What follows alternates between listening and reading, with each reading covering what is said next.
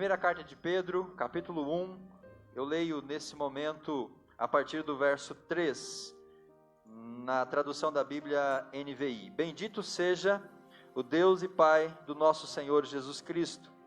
Conforme sua grande misericórdia, Ele nos regenerou para uma esperança viva por meio da ressurreição de Jesus Cristo dentre os mortos, para uma herança que jamais poderá perecer, macular-se ou perder o seu valor. Herança guardada nos céus para vocês, que mediante a fé são protegidos pelo poder de Deus até chegar à salvação, prestes a ser revelada no último dia. Nisso vocês exultam ainda e agora por um pouco de tempo devem ser entristecidos por todo tipo de provação. Assim acontece para que fique comprovado que a fé que vocês têm, muito mais valiosa do que o ouro que perece, mesmo que refinada pelo fogo, é genuína e resultará em louvor, glória, honra, quando Jesus Cristo for revelado. Mesmo, verso 8, não o tendo visto, vocês o amam, e apesar de não o verem agora, creem nele e exultam com alegria indizível e gloriosa. Verso 9, pois vocês estão alcançando o alvo da sua fé, a salvação das suas almas. Amém, queridos?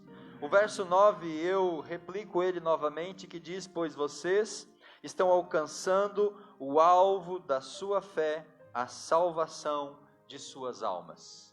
A salvação, ela gera, a salvação, ela cria em nós uma nova identidade. Eu quero conversar com você nesta noite sobre esta temática. Pedro escreve para cristãos eleitos e peregrinos. Veja o capítulo 1, verso 1. Pedro, apóstolo de Jesus Cristo, aos eleitos de Deus e peregrinos dispersos em 5 regiões: Ponto, Galácia, Capadócia, Ásia, Bitínia. Pedro está escrevendo para esse grupo de irmãos que, agora sendo salvos por Jesus, estavam vivendo uma nova fé. Pedro destaca nesse primeiro capítulo que a obra da salvação foi uma obra realizada pela Trindade. O apóstolo Pedro destaca aqui o papel do Deus Pai, ele vai destacar a ação do Espírito Santo e ele vai destacar a obra de Jesus Cristo. Meus irmãos, a salvação das nossas almas, ela é uma operação do Deus Pai, por meio do Espírito Santo, na pessoa do Senhor Jesus Cristo. Conforme o próprio apóstolo Paulo escreve aos Efésios, lá no capítulo 1, do verso número 3 ao verso 14, onde na linguagem de Paulo, ele diz que o Deus Pai nos escolheu, ele diz que o Deus Filho, Jesus Cristo, nos salvou, e ele diz que o Espírito Santo nos selou para a salvação. Então, se eu sou salvo, se você é salvo, isso é uma obra da Trindade agindo para a nossa plena e completa salvação. O apóstolo Pedro vai dizer aqui nesse começo que, pela misericórdia de Deus, nós somos regenerados. E a salvação tem essa conotação: regenerados significa nascidos de novo, gerados novamente. Uma vez em pecado, a nossa alma estava morta. Uma vez no pecado, nós estávamos afastados de Deus, mas agora, porque o Pai, o Filho e o Espírito Santo, eles agiram, nós nascemos de novo. Nós somos regenerados. E essa regeneração traz para nós uma viva esperança. Veja o verso 3, bendito seja o Deus Pai do nosso Senhor Jesus Cristo, conforme a sua grande misericórdia. Por que nós somos salvos? Pela misericórdia de Deus. Ele nos regenerou, Ele nos fez de novo, para uma esperança viva, por meio da ressurreição de Jesus Cristo. Então Ele nos dá essa salvação, Ele nos dá essa garantia de uma esperança que nós temos em receber uma herança. E essa herança está guardada para nós no céu, na eternidade. Não é uma herança para este mundo. Veja o verso número 4. Para uma herança que jamais poderá perecer, macular-se ou perder o seu valor. Herança guardada nos céus para vocês.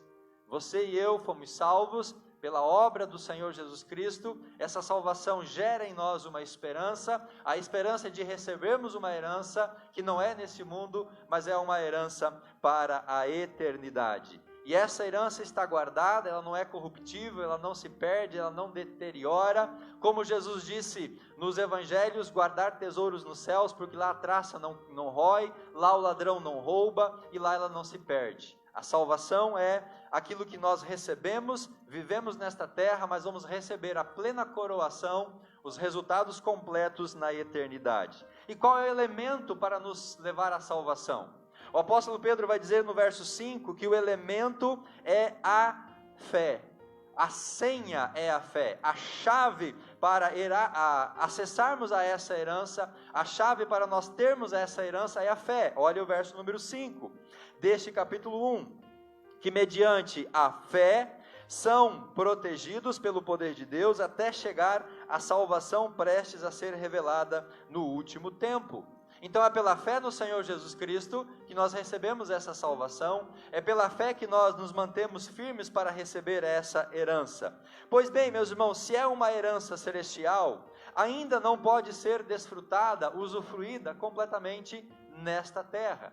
Se é uma herança para a eternidade, nós vamos desfrutá-la então lá na eternidade. E para isso exige de nós esforço, exige de nós dedicação, exige de nós perseverança para passarmos pelas provações desta vida, para enfrentarmos as perseguições que nós vamos sofrer aqui, para lutarmos contra as tristezas, para nós vencermos aquilo que nos abate, aquilo que nos abala. Veja o verso número 6, nisso vocês exultam, ainda que agora por um pouco de tempo. Por que um pouco de tempo? Somos peregrinos. Lembra do verso número 1 que nós lemos anteriormente? Aos eleitos de Deus, peregrinos. Você está aqui de passagem, você está nesse mundo indo para a terra prometida celestial, a eternidade. Então a sua vida neste mundo é o pouco de tempo que Pedro está nos dizendo aqui. Por um pouco de tempo, quando passar esta vida, passar o sofrimento, e nesse pouco de tempo, a vida neste mundo, nós vamos enfrentar o quê? Tristezas. Pedro fala, devam ser entristecidos por todo tipo de provação. O próprio Senhor Jesus Cristo disse que no mundo teríamos provações, mas era para termos bom ânimo, porque nós iríamos vencer o mundo. Então nós precisamos da fé, nós precisamos da esperança para passar e vencer todo esse período da nossa vida nesta terra. Pois bem, meus irmãos, essa tribulação, ela é justamente para provar a nossa fé, como uma fé genuína. Por que Deus nos permite passar por provações e tribulações? Para testar a nossa fé, para que através dessa fé provada, possamos honrar ao Senhor Jesus Cristo, possamos glorificar ao Senhor. Veja o verso número 7, aonde Pedro fala assim, assim aconteça para que fique comprovado que a fé que vocês têm, ela é muito mais valiosa do que o ouro. A fé que vocês têm, ela é uma fé genuína, diz o apóstolo Pedro, que vai resultar em louvor e glória e honra ao Senhor Jesus Cristo. É essa fé provada, firmada e aprovada que vai nos dar a herança que está nos céus. E é esta fé que nos capacita a crer em Cristo como Salvador. É esta fé que nos leva a crer em Jesus, mesmo não tendo visto, mesmo não tendo ouvido Ele presencialmente. O verso 8, o apóstolo Pedro fala exatamente isso. Mesmo não tendo visto, vocês o amam. Quem de vocês ama a Jesus? Pode dizer amém. Amém. E você ama ao Senhor Jesus, mesmo não tendo visto, mesmo não tendo caminhado com Ele, mas você ama pela fé. E é essa mesma mensagem que o próprio Jesus disse para Tomé, lá logo depois da ressurreição. Quando Jesus se apresenta para os discípulos, Tomé não estava presente, e os discípulos disseram assim, nós vimos o Senhor ressurreto. E o que Tomé diz para os discípulos? Eu não creio. Eu só vou crer se eu ver e colocar as minhas mãos nas suas feridas. Passado um tempo, no dia seguinte, Jesus se apresenta novamente para os discípulos, Tomé estava lá, e aí então Jesus fala com Tomé exatamente nesta conotação. Tomé, bem-aventurado é aquele que crê, mesmo não tendo visto. E Pedro está aqui exaltando a fé desses irmãos, porque eles creram em Jesus, mesmo não tendo visto ao Senhor Jesus Cristo. Verso 8, mesmo não tendo visto, vocês o amam, e apesar de não o verem agora, vocês creem nele. Aqui entra a fé. E vocês exultam, jubilam, com alegria indizível e gloriosa. É pela fé que nós esperamos a herança da salvação. A fé capacita a crer, A fé nos leva a acreditar, mas acima de tudo, a fé vai nos livrar, ou vai livrar a nossa alma da condenação, porque é pela fé que nós somos salvos. Verso número 9, vocês agora estão alcançando o alvo da sua fé, a salvação das suas almas. O alvo da nossa fé, a fé nos leva até a salvação, e uma vez salvos, a nossa alma ela está livre do inferno, livre da condenação, livre de passar a eternidade longe do Senhor Jesus Cristo. Meus irmãos, é esta grandiosa salvação, é esta obra da graça do Senhor Jesus Cristo, que vai produzir em nós aquilo que eu chamo de uma nova identidade. Uma vez que você foi regenerado, nasceu de novo, você é uma nova criatura, você é uma nova pessoa, isso leva a você agora a assumir uma nova identidade diante do Senhor. E é isso que Pedro vai tratar a partir do verso número 13. E eu quero destacar nesse momento, então, 3 aspectos, 3 características desta nova identidade, que ela é, meus irmãos, uma exigência desse novo nascimento. Se você nasceu de novo, se você creu em Jesus Cristo, se você é uma nova criatura, se você foi regenerado, se você foi salvo, você precisa agora desta nova identidade. As coisas velhas já passaram, tudo se fez novo na sua vida, e agora nós precisamos demonstrar isso de uma maneira diferente. E qual que é a primeira característica, meus irmãos, dessa nova identidade? Pedro vai nos dizer que a primeira característica é justamente a santidade. Deus nos chama para uma vida de santidade. Veja a partir do verso 13. Portanto, estejam com a mente preparada, prontos para agir, estejam alertas e coloquem toda a esperança na graça que lhes será dada quando Jesus Cristo for revelado.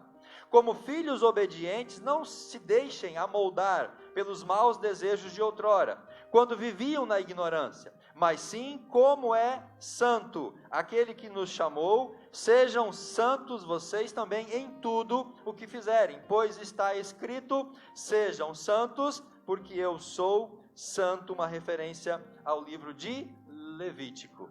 Então a primeira característica dessa minha nova identidade é santidade.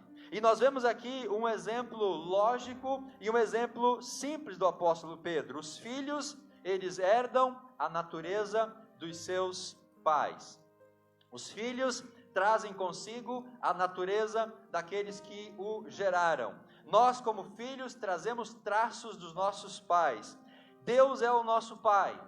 Deus é santo. Então nós, como filhos de Deus, devemos expressar o caráter nesse novo nascimento ou nessa nova vida, o traço da santidade. Portanto, como filhos de Deus, devemos ter uma vida santa e buscar a santificação.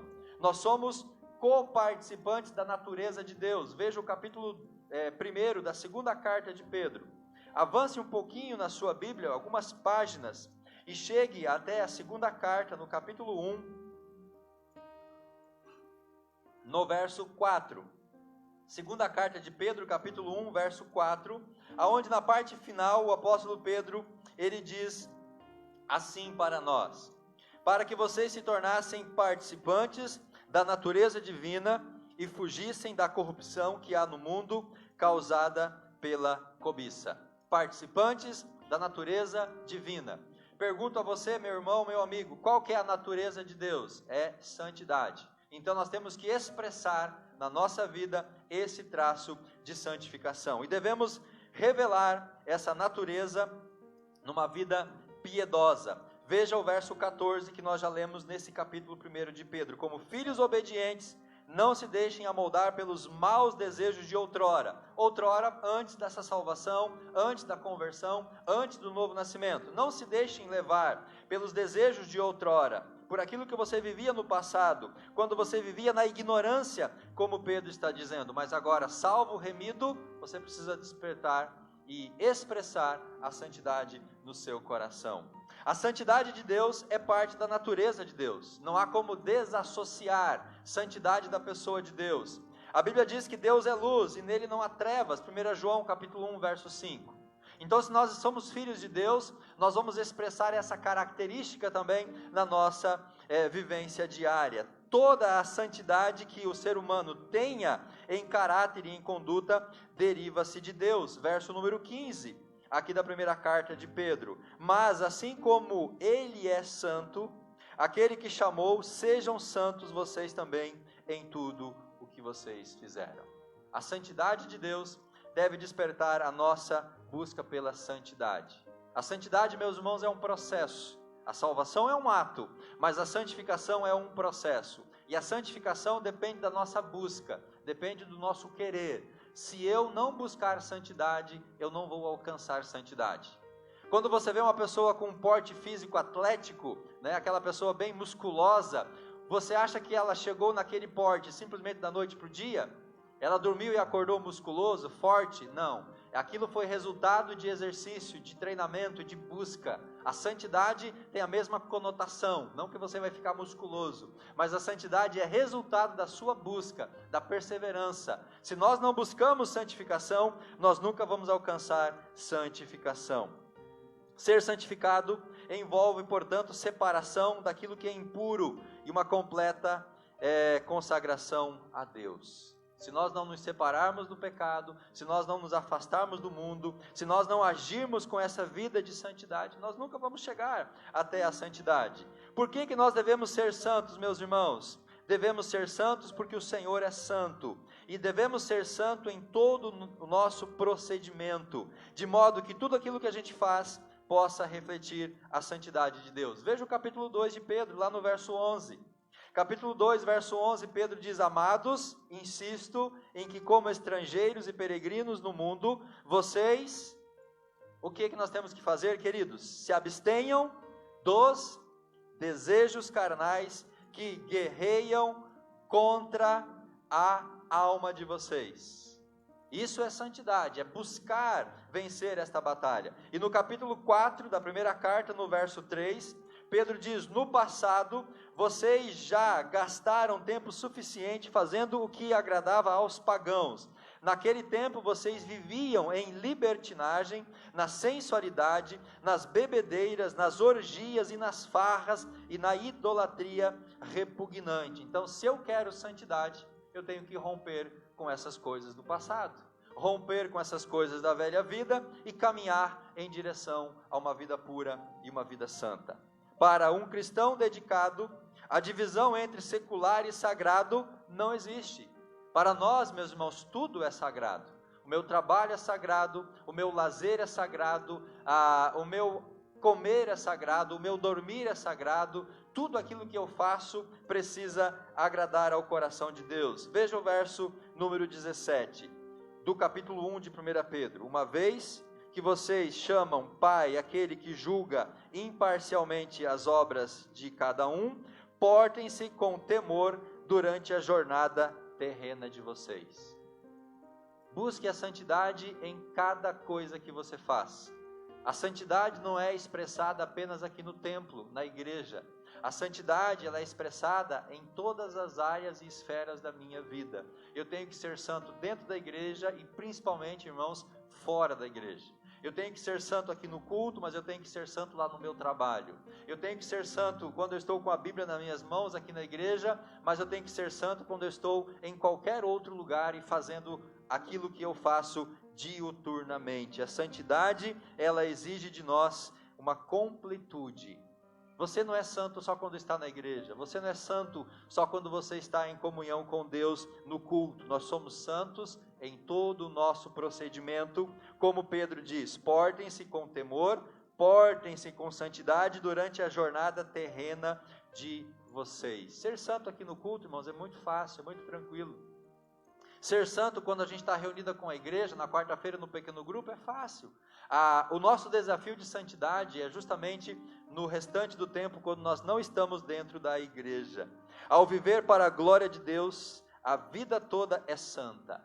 Cada ato, cada pensamento, cada atitude. Até mesmo atividades comuns, como comer e beber, podem ser realizadas para a glória de Deus. 1 Coríntios capítulo 10, verso 31, o apóstolo Paulo diz assim: portanto, quer comais, ou quer bebais, ou façais qualquer outra coisa, Paulo diz, fazei tudo para a glória de Deus. Então, até no comer, no beber, no descansar, no dormir, no lazer, tudo tem que expressar santidade. Se algo não pode ser feito para a glória de Deus, então não está de acordo com a vontade de Deus. Tudo que eu faço precisa expressar a glória de Deus. A segunda característica dessa nova identidade, meus irmãos, está descrita a partir do verso 22 de 1 Pedro. E essa segunda característica da nova identidade, nós chamamos ela de amor. O cristão, o discípulo de Jesus, ele vive para amar. A nova identidade nos leva a uma vida de santidade, mas ela nos leva também à prática do amor. Veja o verso 22. Agora que vocês purificaram a vida de vocês pela obediência à verdade, visando ao amor fraternal e sincero, amem-se sinceramente uns aos outros de todo o coração. O discípulo precisa viver uma vida em amor. Não há como viver essa nova vida como cristão, como discípulo, em guerra conosco, em guerra com os irmãos, em guerra com as pessoas, em discussão. Não há como nós celebrarmos o amor a Deus carregando ódio no coração. Nós não podemos dizer que amamos os nossos irmãos se nós estamos em pé de guerra com essas pessoas. É isso que ele destaca no verso 22, visando sempre o amor fraternal, o amor sincero, o amor não fingido, o amor uns aos outros. O amor é a marca do cristão, o amor é o selo da nossa salvação, o amor é a nossa meta. O primeiro passo para amar é uma purificação, através da obediência à palavra da verdade, que conforme João 14,6, é o próprio Senhor Jesus Cristo. A palavra de Deus, o próprio Senhor Jesus Cristo operando em nós, é o que vai gerar esta capacidade de amar. Verso 23, vocês foram regenerados não por uma semente perecível, mas por meio da palavra. Jesus nos gerou, Jesus nos transformou e Ele nos capacita a nós podermos amar. A profundidade ou a qualidade do amor que nós transmitimos aos outros é proporcional ao quanto Jesus já trabalhou nas nossas vidas e nos nossos corações. Veja o verso 23 novamente comigo, a parte inicial. Vocês foram regenerados, não de uma semente perecível, mas imperecível por meio da palavra de Deus, a palavra viva. Meu amado irmão, o quanto que você vai amar é justamente o quanto que o Senhor Jesus já ministrou e operou e transformou a sua vida.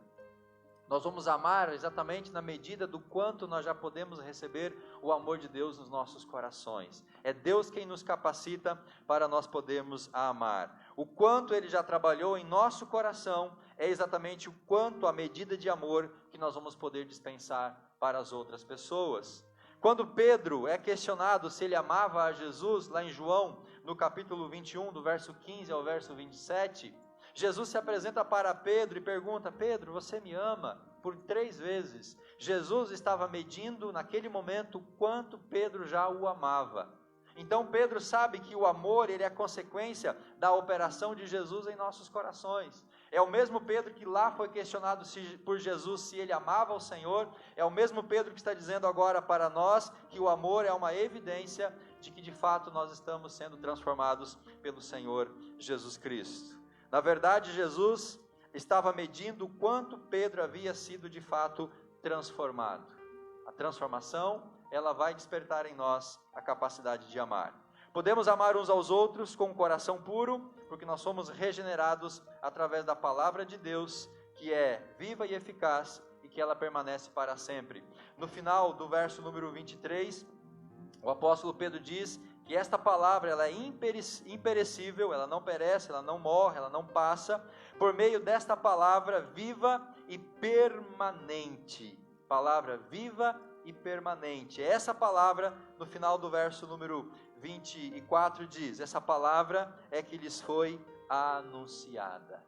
O quanto você e eu amamos é medido através do quanto a palavra de Deus já operou nos nossos corações. E a última característica dessa nova identidade, nós encontramos no capítulo 2, do verso 1 ao verso 3, e nós chamamos essa última característica de crescimento. O novo nascimento, então, requer de nós santificação, o novo nascimento requer de nós amor, E o novo nascimento requer de nós crescimento espiritual. Nós precisamos crescer também, meus irmãos. Nós não podemos ficar como crianças imaturas. Veja o que Pedro diz no capítulo 2, do verso 1 até o verso 3. Portanto, livrem-se de toda maldade, de todo engano, hipocrisia, inveja e toda espécie de maldade. Verso 2. Como crianças recém-nascidas, desejem de coração o leite espiritual puro, para que por meio dele cresçam para a salvação. E agora que vocês provaram que o Senhor é bom. O cristão, o discípulo que não cresce espiritualmente, que não amadurece espiritualmente, ele está com um pequeno problema de identidade. O crescimento é resultado natural da nossa vida com o Senhor. Quando Paulo escreve aos Coríntios, Paulo repreende aquela igreja justamente porque eles não cresceram. Paulo diz que eles eram carnais, que eles eram crianças em Cristo. Paulo diz que havia no meio deles divisões, facções, invejas, brigas, e tudo isso era resultado da falta do crescimento espiritual.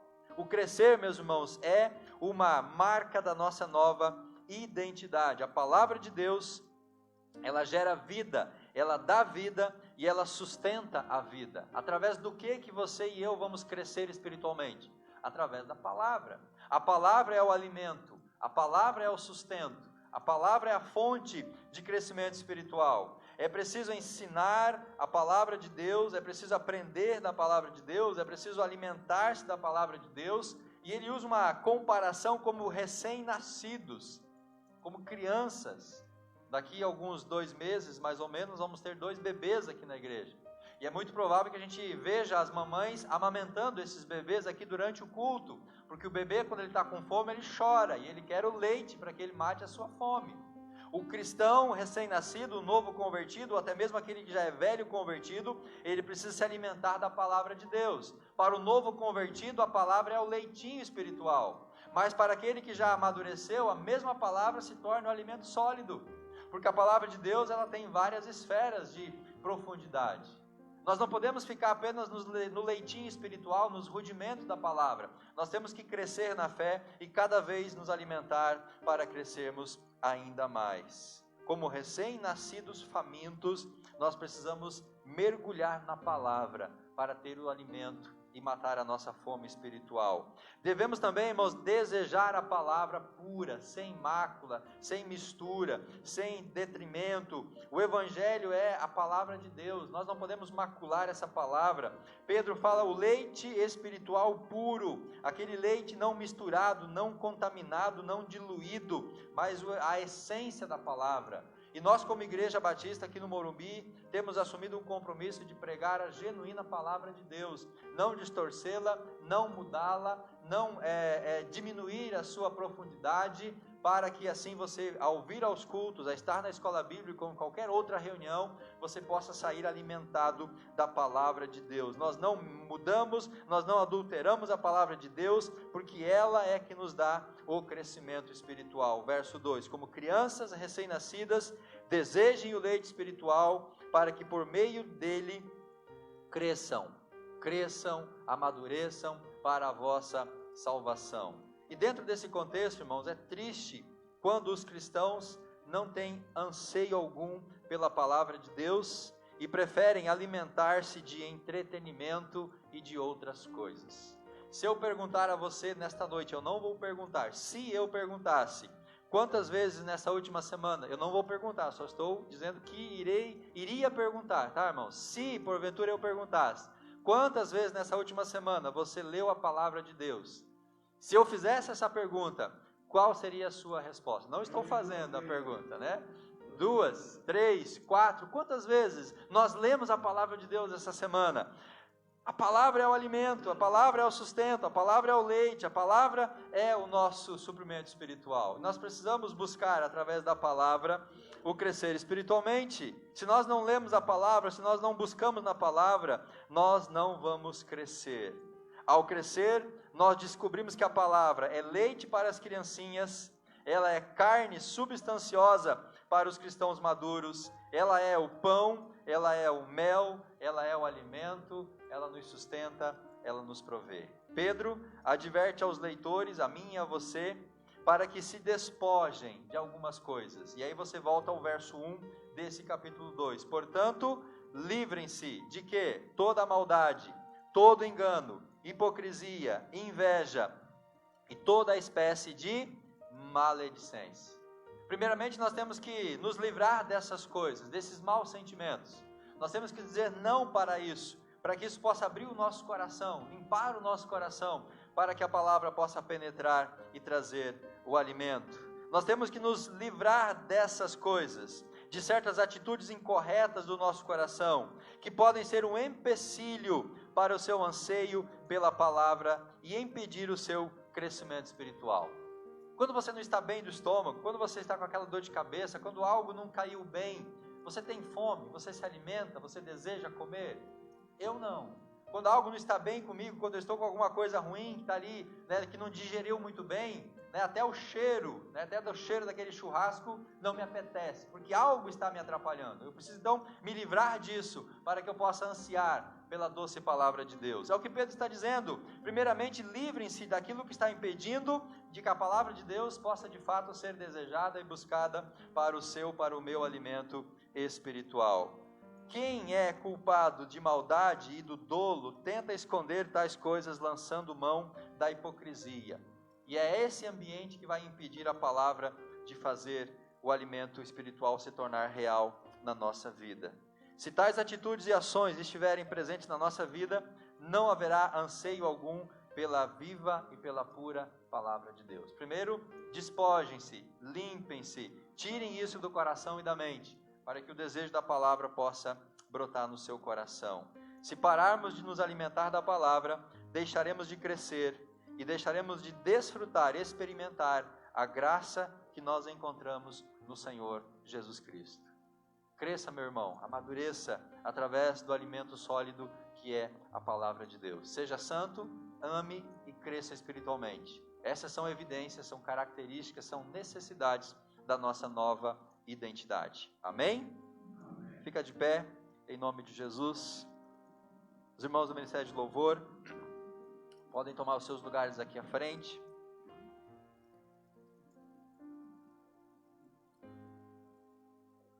Que nós possamos buscar a santidade, nós possamos buscar desenvolver o amor nas nossas relações, que nós possamos buscar a maturidade espiritual. Quero pedir que vocês se coloquem numa atitude de adoração, de louvor, que você possa agora estar apresentando a sua vida diante de Deus, sondando o seu coração. Você já recebeu a salvação operada por meio de Jesus? Você já foi salvo, remido pelo sangue do Cordeiro? Se você pode dizer um amém para isso, agora busque então a santidade, viva em amor e cresça espiritualmente. Nós podemos viver, meus irmãos, com esperança, com paz, com alegria e amor, até a volta de Jesus Cristo. Devemos viver com esses sentimentos. Nós podemos desfrutar da vida eterna que Ele tem nos dado aqui, agora. A vida eterna não é para a eternidade, depois da morte. A vida eterna é para o hoje, já é para o aqui, para o agora. Se você busca a esperança, a paz, a alegria e o amor, busque isso em Jesus. Fora de Jesus você não vai encontrar isso na sua vida. Há para você uma herança na eternidade, guardada, reservada.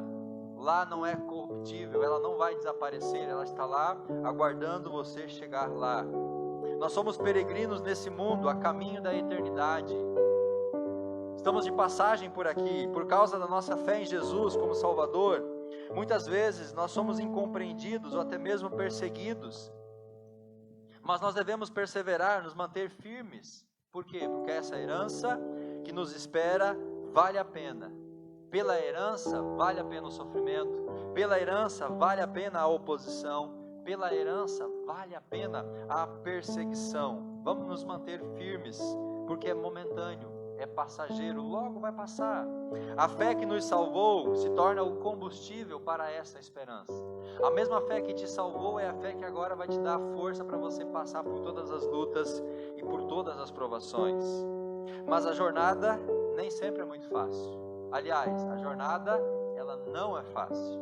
Por isso precisamos de fé. Por isso nós precisamos nos manter firmes para não apostatar da fé, para não deixar a fé, para não abandonar a fé, nem descuidar da santidade e nem esquecer também a vida de temor. Precisamos perseverar nisso, e para que isso ocorra, devemos buscar santidade, viver em obediência, praticar o amor fraternal, pois foi para isso que nós somos salvos, para isso nós somos regenerados. Não podemos continuar vivendo da mesma maneira. Se você tem uma nova identidade, você tem que ter uma vida diferente. Se você tem uma nova identidade, você precisa expressar características desta nova identidade em Deus. Pai, recebe as nossas vidas nesta noite, recebe os nossos corações, nos abençoe, confirma a salvação em nós, confirma a esperança em nós, confirma essa herança reservada para nós na eternidade. Obrigado, Jesus, pela Tua palavra. Ela é alimento, ela nos sustenta, ela nos anima, ela nos abençoa. Abençoa a Tua igreja, abençoa o Teu povo, que possamos ser sustentados pela Tua palavra e que a fé possa estar firme, sendo provada nas tribulações, nas angústias, porque é pela fé que nós vamos receber a herança preparada para nós na eternidade. Abençoa a Tua igreja, abençoa o Teu povo. Assim oramos em nome de Jesus. Amém e graças a Deus.